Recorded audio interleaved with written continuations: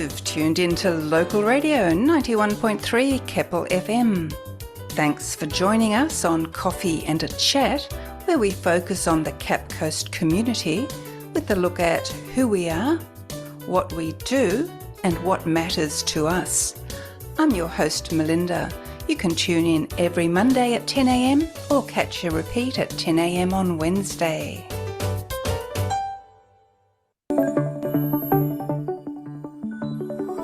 Today I'm very pleased to be joined by Associate Professor in Information and Communication Technology at CQU, Michael Cowling.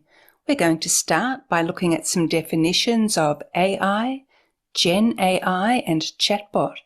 Then we'll move on to look at a few ethical issues and the current state of development of these AI tools. Welcome, Michael. Thanks very much for joining me over Zoom today to talk about AI. Could we start by looking at what some of the key vocabulary means? We've all heard about AI, but could you define it for us? And also, there's a newish term around. What on earth is Gen AI? AI stands for artificial intelligence, and artificial intelligence as a technology has existed for a long time. In fact, next year is the 70th anniversary of artificial intelligence existing. The first ever forum was in 1955. So AI has existed for a long time, and the type of AI that we're most used to, which is based on neural networks, has existed for 20 or 30 years. So when you think neural networks, think about Siri on your phone or Face ID on your phone or those predictive forecasting algorithms they use for GPS or weather or those kinds of things. They're all based on AI, but it's fairly hidden. We don't think about it very much. What's changed in the last 18 months to 2 years, the red letter date was November 2022, is a tool called ChatGPT became available. And everybody really started to get a feel for this new thing called generative AI. And generative AI is different. So unlike previous AI tools, which are about predicting and forecasting or recognizing your voice when you talk to your Siri voice assistant, generative AI generates content. And it started with images, like DALL-E is a tool that existed in generative AI before ChatGPT, but the one that got people really excited was ChatGPT, which can generate text. So you can give it a prompt and you can say, give me 250 words in the style of Edgar Allan Poe on this particular topic, on the American Revolution, which clearly Poe never wrote about, right? And it'll give you 250 words that sound like Edgar Allan Poe and are relatively good. People quite like that text. And so in the last 18 months or so, particularly in education, we've been asking ourselves, well, what is this going to mean for the way that we educate students? If we set student assignments where we ask them to write us something in the style of Edgar Allan Poe, what stops them from going and using this tool for it? But then we've also been asking ourselves, how could we use these tools for good? Could we as teachers use these tools in some positive way as well? So that's my quick potted history of AI versus generative AI, and why generative AI, which is really these generation tools, has become such a big deal over the last 18 months to 24 months. Okay, and what about the term chatbot? Is that synonymous with generative AI?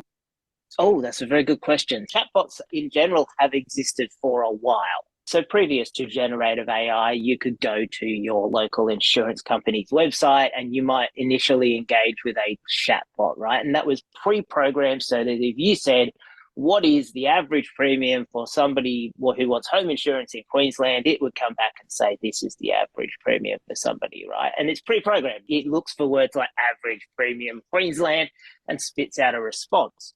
What generative AI can do, though, when you put it in a chatbot, is it can give you a much more natural conversational answer, right? So you can ask it that question and it doesn't just give you the facts, but it says, well, if you ask about that, you might also be interested in this, and this. And then you can ask it follow-up questions as well. You say, well, what about New South Wales? Which is something that you couldn't do in the past. And so chatbots have existed for a long time, but generative AI kind of gives a little bit of extra conversational juice that chatbot mechanic. And I think it's also raised lots of ethical issues that perhaps we can talk about later. Yes.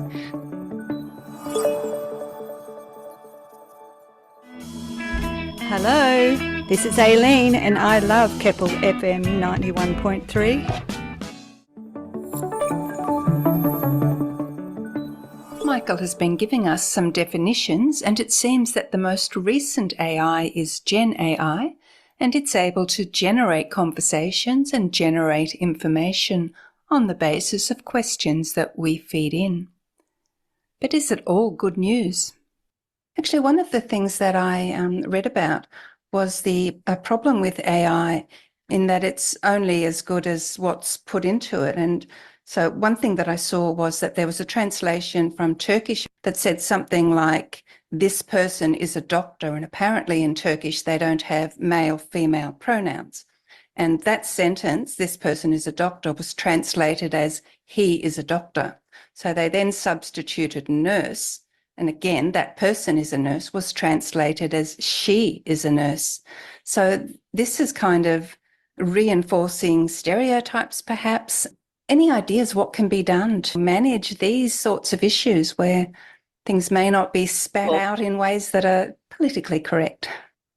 Yes, I think political correctness is the way that you would describe it, or stereotypes. It is an issue. And again, it comes back to the way that the tool works. Unfortunately, the world out there, as it currently stands, for whatever reason, there are more male doctors than there are female doctors, which is obviously something we would like to change. But the AI, basing its information on the majority of what it can see out there in the world, may have a tendency to position a doctor as male and a nurse as female. Similarly, for the image generation tools, if you ask it to generate images of professionals and things like that, you'll often get, older white males representing those CEO roles or those doctor roles or whatever, just based on the information it's using as an input. This is interesting, of course, where these various companies have now started to decide that what they're going to have to do is they're going to have to put rails around the system, right? So an opportunity for them to say, well, wait, this is generating something that we don't like. And is there an opportunity to change that in some way before we give it to the user? Maybe we identify those situations where we've gendered a doctor as a male, and we take the opportunity to actually adjust the output before we give it back to the user to make the doctor a female in some cases. And ChatGPT, famously from OpenAI, doesn't have a lot of rails, but the tools that Microsoft is developing, Copilot is their most popular tool. They're starting to add more rails, more of those rails around it in terms of the output, to make sure that the output is not stereotypical. They are also adding rails for things like racial comments, misogynistic comments, and various other things which you could get from a generative AI depending on what you ask it. What I would have called parameters, you were calling rails. I think they're pretty much the same thing, just limiting or guiding the answers perhaps of the AI. That's exactly right. And look, with a background in game design and game programming, when you have a character that can't take any forks in the road and that has to follow a particular path that you're controlling for a cutscene or whatever, then that character is considered to be on rails, right? Okay. So you're right. Your interpretation of the term is correct. But basically what we're talking about is walls or blocks or limitations on the tool in order to define what it's actually allowed to say and what it's not allowed to say. We'll be back with Michael in just a few minutes. Hi, I'm Bill Gannon and I love listening to Keppel FM 91.3, our voice on the Capricorn Coast. True blood. You're listening to Coffee and a Chat on 91.3 Keppel FM. My name's Melinda. I've been chatting with Associate Professor Michael Cowling, who works in the area of Information and Communication Technology at CQU. He's been telling us what Gen AI is, and we've been talking about some issues that need to be addressed, with the technology showing what may be interpreted as sexist tendencies in the ways that it genders various occupations. This brings to mind a chatbot a while back, I think it was called Tay, Tay, that was given or somehow created its own Twitter account and was interacting with people. So poor Microsoft. Prior to generative AI, Microsoft were experimenting with chatbots that you're describing, right? Being a little bit more conversational, talking to you, taking the input that you type into the chatbot and then using the input that you type into the chatbot to inform the future things that the chatbot says.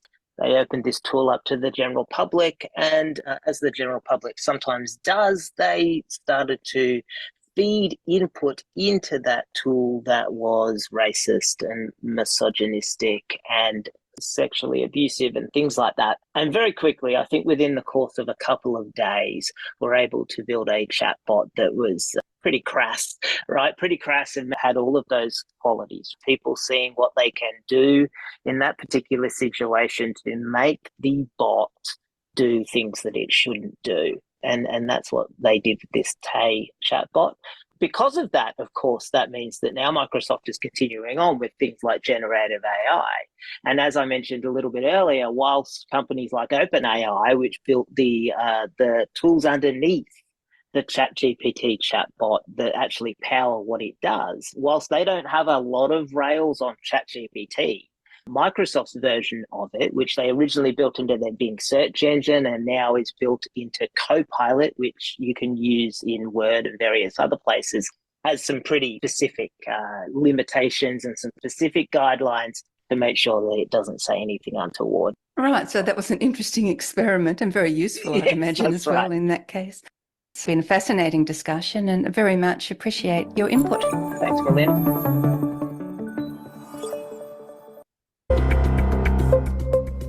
In newspaper articles these days, the word disruption is often seen alongside the term Gen AI.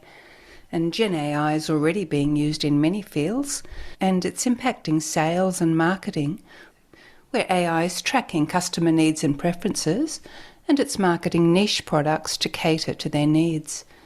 In the area of logistics, it's being used to manage shipping documents more effectively than it has been managed previously. Currently, 95% of trade documentation is not automated for sea transport, but now new Gen AI systems are cutting the average lead time for documentation by 60%. Many worry about future job losses, but we're currently being assured that generative AI, as it stands today, is largely collaborative rather than fully autonomous. Instead of replacing human roles, it functions more as a co-pilot, augmenting and enhancing human capabilities. That sounds good, but so let's look at call centres. And many of us have already had that experience where our initial customer queries to call centres are being handled by AI, and this new technology is increasingly able to handle more complex queries. So it's highly likely that automation will increase in this industry and jobs will be lost, and probably are already being lost. SP Global, in a research article from 5th of April 2024, reports that Gen AI is already being actively explored for what it calls nefarious purposes, and now efforts are underway to recognise the work of ChatGPT and mitigate malicious or unauthorised attempts to use it. Harvard Business Review, in an article from 2023 called How Generative AI Could Disrupt Online Creative Work, talks about a program called DALL-E2, that's DALL-E2, which Michael mentioned earlier. So a program called DALL-E2 can generate images for use in design, advertising and filmmaking applications, and it's apparently a very easy tool to use. And the question is, will it be used to put creatives out of work, or will it be used as an assistant? One possible scenario is that the AI will create masses of material, making a lot of people redundant. The article points out that some businesses are currently being negatively impacted due to issues with copyright infringement in some of the material currently being created by AI. and this creates risks for businesses and a headache for lawyers who are trying to keep up.